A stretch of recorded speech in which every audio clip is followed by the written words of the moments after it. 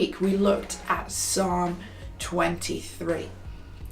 And we looked at how David refers to God as my shepherd. And that meaning that it's actually, he's wanting a personal relationship with each and every one of us.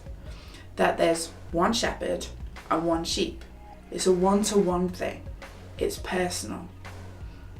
Now we're gonna move on from that, and we're gonna start looking at the next couple of verses. But before we start, I want to tell you a story of when I was really young. Okay, I'm quite old. And when I was 16, I decided to do a life plan. Now, it wasn't just for 1 year, 2 years, 3 years. Oh no, we're talking it was a 10-year plan at least. So, here it is. 16 to 18 would do A-levels, would absolutely smash it, would get amazing grades, would therefore go to Oxford or Cambridge to study basically physical education. Then I would go on to do a PGCE after that. So that would be to around about the age of 22. But before then, I would get married at the age of 21. I would get my dream job at the age of 22, being a PE teacher within a primary school. I would have my first child when I was 24. I think I had down a boy. And then when I was 26, I'd have second child, girl. And then when I was older, then I'd become the PE coordinator for the area that I was working in. That I'd have a lovely house and everything would be funky doody dory. Did that happen? No. My life is very, very different.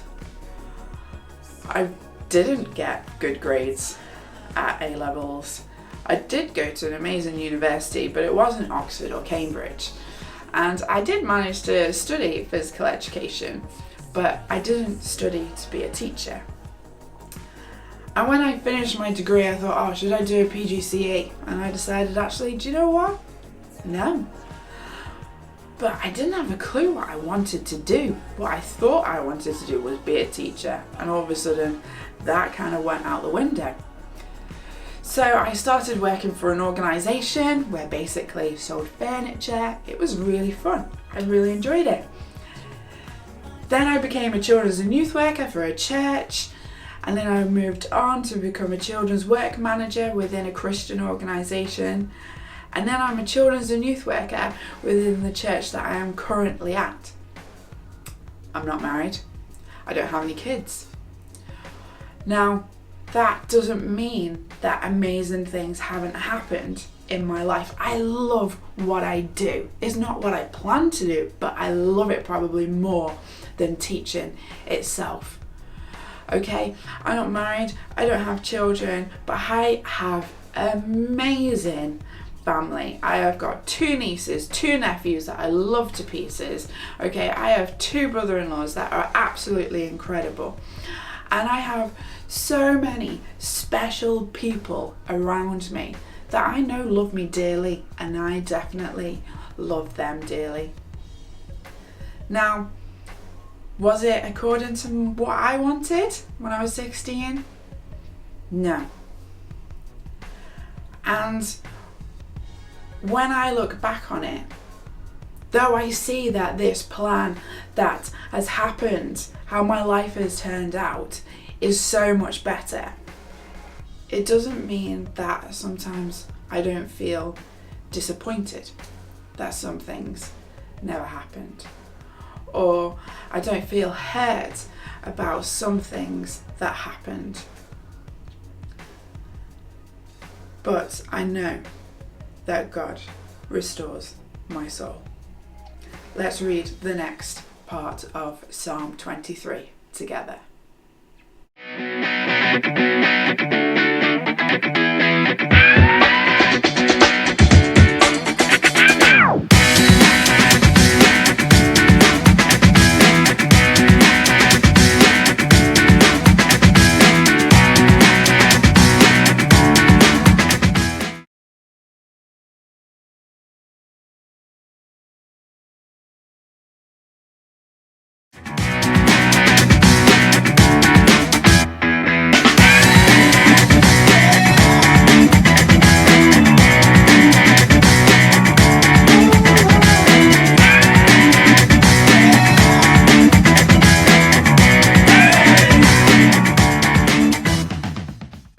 There are some things in my life that I wish had happened, and it may be down to circumstances that just have got in the way. It may be down to decisions that I've made that haven't been great or have been alright, okay? Or it could be about decisions that other people have made for me, or actually the times in which I've decided to go my own way. I realise that there are some things that just never seem to happen, however much I tried. Just seems like it was a dead end all the time. And at that time where I sit down and reflect upon things, actually that's when I realise that my shepherd has stepped in. Now we know that shepherds protect, that when the animals come, the staff comes out and they get a big whack in the face. And it's like, no, you're not getting my sheep. You're not getting my child. God has a better plan for us than we can ever think of or imagine. There are times in which I've definitely gone my own way, that I haven't gone where the shepherd has led me. And it's at that time where I rest and I can reflect upon the fact that my God, my shepherd, sent his one and only son, that is known as the Good Shepherd, to die for me so that I can have a restored relationship with my Father. And why? Well, it's quite simple. It's because he loves us. He loves each and every one of us.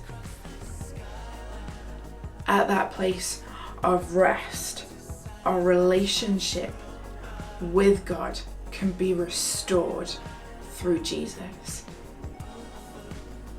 He wants us to hand over all our hurts, all our disappointments, all our anxieties, all our worries over to him, and for him to replace them with truths of, you are my child, I care for you, I want the best for you, you are amazing, you are epic, I have made you a masterpiece, and I love you so much that I was willing to send my only son to die for you.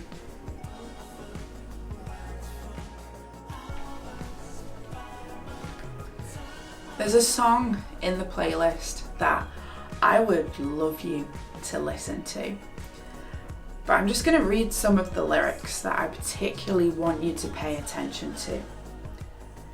It says, I know that your past is broken. You can move on now. It's over. Here in the presence of the Lord. Tired of running? Be still and know he is in control. Here in the presence of the Lord.